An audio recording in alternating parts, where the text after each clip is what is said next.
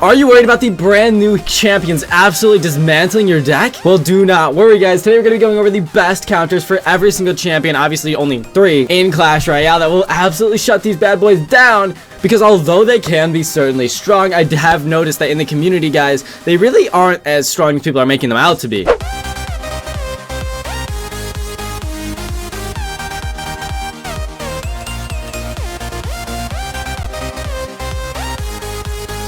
I see like a lot of the top comments across the videos I've made so far being, this is going to ruin Clash Royale. How am I ever supposed to win against these things? This is completely unfair. Because only level 14s have it. And today we're going to be going through exactly why. These are actually pretty balanced, and I think Clash Royale has done a great job of doing so. First things first, guys, is you're only going to encounter this if you are facing level 14s on ladder, right? If you are like a level 11, if you're a level 10, you're not going to need to worry about these. You're not going to see them unless you're somehow facing level 14s. It's just not going to happen. Second, if you're talking about tournaments, guys, everything's going to be level 11, whether you're a level 8 with level 6 cards, your cards will automatically be level 11 now, and you will also have the champion access to use in any sort of tournaments and challenges out, so you literally have no disadvantage. It's all based on skill. So now that we've gotten that out of the way, guys, in terms of actually countering them in your decks, if you're level 13 and you're facing a lot of these, then I can certainly understand your frustration, but today we are going to be going through the best card combinations and cards to use to absolutely crush these champions coming to Clash Royale. We're going to be starting this off with the Golden Knight here, guys, because if you missed the other videos, obviously we'll go through quickly what they do. And as you see here, he's 4 elixir cost. You can see he's got a 1 elixir ability with the dashing dash. You kind of like relate this to a bandit's dash, so it'll hit those 10 units and chain onto other things.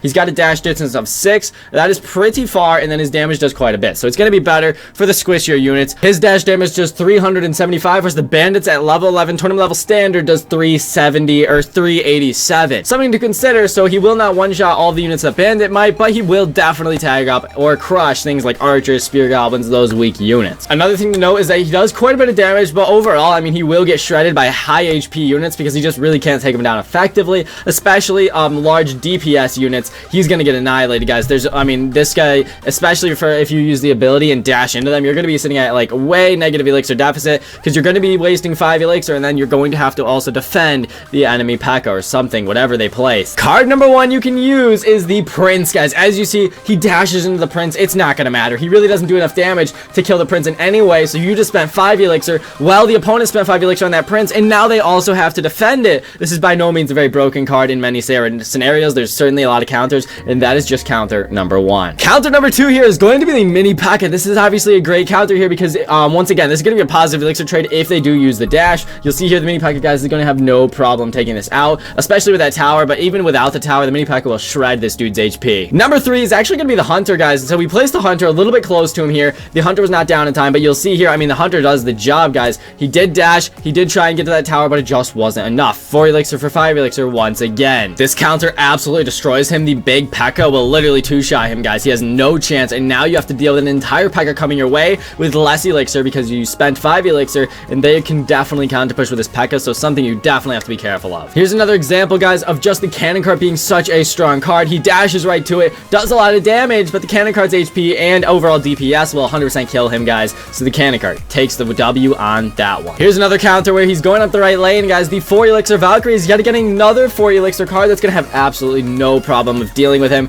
whether it's on either side of the arena. The Valkyrie will take down majority of his health, if not kill him. Very easy defense there. This one's a pretty obvious one, but the Inferno Tower, since he's a little tanky, he will definitely struggle with taking out this Inferno Tower. Even with the dash, he's not gonna get through, and that Inferno Tower will cook him for dinner. And the last major counter to this man's, besides the Skarmy or something, is the Goblin Cage, because as you see here, guys, the Goblin Cage is just tanking, and then overall coming out, that DPS is going to completely shut him down. Obviously, like I said with the Skarmy, you can use Minion Hordes, you can use Skarmies, you can use Barbarians. They will get the job done. It will overwhelm him, but overall, these are the heavy hitters that are going to do the most effective job at taking him down and then also providing you with a counter push ability. Now, I could have included things like the Mega Knight, things like Sparky, other things to kill him, but those are obviously wicked bad elixir trades, and P.E.K.K.A. will be able to get you more of a counter push than just a naked Sparky or a Mega Knight, because the Mega Knight, guys, will take the brunt of the damage, and obviously 7 elixir, I guess it could work, but it's all up to your opinion. Champion number 2 we're going to be taking a look at here is the Archer Queen. This is, in my opinion, the strongest one. Obviously, I can see people making a case for her being too strong, with her ability having like 900 damage a second on a tower. Can you imagine that? The whole tower goes down. That is absolutely ridiculous, but she is 6 elixir with her ability, 5 elixir without out, and honestly, she definitely has ways of getting taken down. So I'm going to show you guys some very unique, cool ways to take her down with elixir efficiency, of course, that she stands absolutely no chance to. A big thing that makes the Archer Queen different than the other two champions is that she has way less HP, so she'll be easier to take down as long as she's not using her ability, of course, so that makes her a little bit more vulnerable in that area. Now, I'll also say that things like lightning and rocket can 100% kill her here, but those are spells that you normally wouldn't want to use on just one card. I'm just saying that's certainly an option as well if it really comes down to it. I think lightning might get used a lot more. Another thing to quickly note is that the Archer Queen does not do splash damage. She targets one unit at a time, therefore swarms and heavy hitters like before are going to do a great job at taking down the Archer Queen, but you do gotta be careful because her, with her ability, will 100% shred a Valkyrie, shred a Dark Prince, so you really do have to be careful about that. So these are specific ones we picked to help you guys crush. Number 1 is going to be the giant skeleton, guys. He actually does a phenomenal job at taking her down. You'll see here he's just soaking up all that damage, walks across the bridge, comes right back, and she has no chance. 6 elixir for 6 elixir. That's going to be an even trade. Sometimes you'll be able to counter push if you have other units taking down the Archer Queen, but they're not a bad trade at all. The next counter we have here is just going to obliterate her, guys. The 5 barbarians going to swarm her, and that time, I mean, I tried to use her ability in time, but they killed her before the ability even went through. Even if the ability had gone through, she wouldn't have stood a chance. These barbarians, guys, put in absolute numbers. This one's pretty obvious, guys, but once again, one that I could not even activate the ability quick enough is the P.E.K.K.A. Comes down and immediately cuts her head off. She's a one-shot. Even if we used her ability, as long as the P.E.K.K.A. is close enough to her to where he'll one-shot her, I mean, she stands no chance. Right here, the Valkyrie, guys, this is an example of how the Valkyrie can sometimes not work. If you place her in the right spot, even still, she actually will not be able to take down the Archer Queen, so you got to be very careful with that and make sure you understand that. This is a unique one, guys. The Skeleton Barrel can actually do a great job at distracting this Archer Queen and make it so her invisibility comes down. She does lock onto the tower here, which was unlucky. I think it was just unlucky placement. You got to place a little quicker, but if she hadn't locked onto that tower, the skeletons would have done a phenomenal job of distracting her and not allowing her to do any damage. Here's an example of what lightning can do. Obviously, it'll just one-shot her. She stands no chance. You might be thinking Sparky could work, but it honestly just gets shredded while she's invisible, so you really got to be careful about that. Another really good counter that could actually make Royal Recruits and Fireball Bait 100% meta again, guys, is right here. I mean, these guys just destroy the Archer Queen. They'll also destroy any of the heroes because they just overall overrun them, defensively speaking, and then you can also get the counter push with opposite lane pressure. They're a really good card. I think with the introduction of champions, they're going to be incredibly popular coming into the next update. Here's the example of Skeleton Barrel actually being used effectively. That placement there of the Skeleton Barrel is essential, so she does not have time to lock onto the tower. You'll see the skeletons have a great job of distracting her, and she's only able to get one hit on the tower. Could have been a little better there, but still, an excellent defense, and you also get a massive elixir advantage there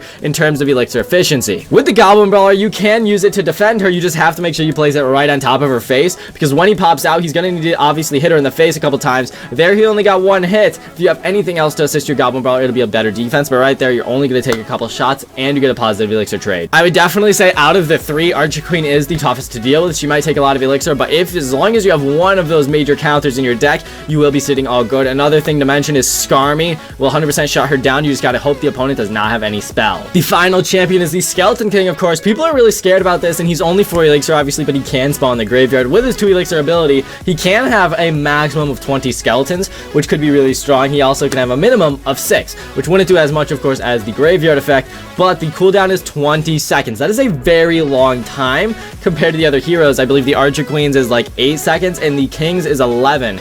If I'm not mistaken. So that is a major difference there that a lot of people are overlooking, I'm sure, because guys, as long as you make sure you don't feed him a bunch of skeletons, he's really not going to be able to spawn more than 6 skeletons, or maybe more than 10, which is a massive difference than the 20. Kind of like the Golden Knight, he has a lot of high DPS units that will be able to 100% shut him down, and he cannot see air units, so things like the Minion Horde, Mega Minion will actually put a massive dent in his health and end up taking him down really efficiently. You'll see he's coming up right here, and these minions are going to have absolutely no problem with just annihilating his HP, guys. He stands 0 chance to them. He barely gets across the bridge. Right here, if you can get your princes to charge, they will actually put a massive chunk of HP out of him, and he will go down to this prince with absolutely no problem. He does do a little bit of splash damage, so you got to remember that if you're trying to use maybe elite barbs or something, but overall there, he's going to get shut down. Right here, the 4 elixir hunter is literally going to 2-pump this man. He stands no chance, and he barely does any damage to that hunter, guys. The hunter will also need to be dealt with. Another excellent counter, guys, is going to be the Mini P.E.K.K.A. Mini P.E.K.K.A. is going to absolutely destroy this man's. Only 2 2 hits, and he's pretty much dead. Another great answer is actually the Rascals, guys. They'll be able to put in a bunch of DPS, those Rascal girls, behind this main one. While the main one's tanking all the damage,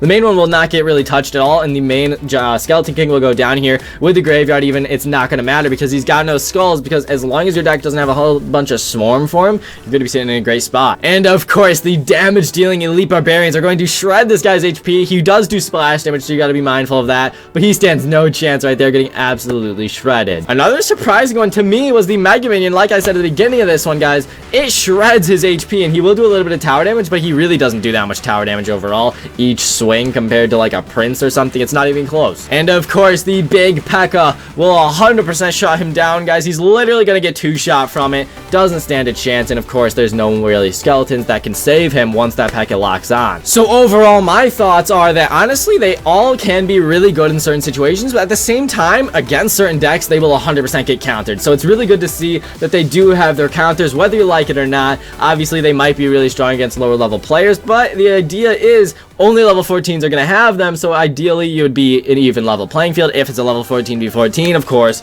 So hopefully you guys enjoyed this video. If you did, leave a like down below, and hopefully this helped you get a better understanding of how to counter each of the champions in Clash Royale. Thank you guys so much for watching. Master Diddy San, out.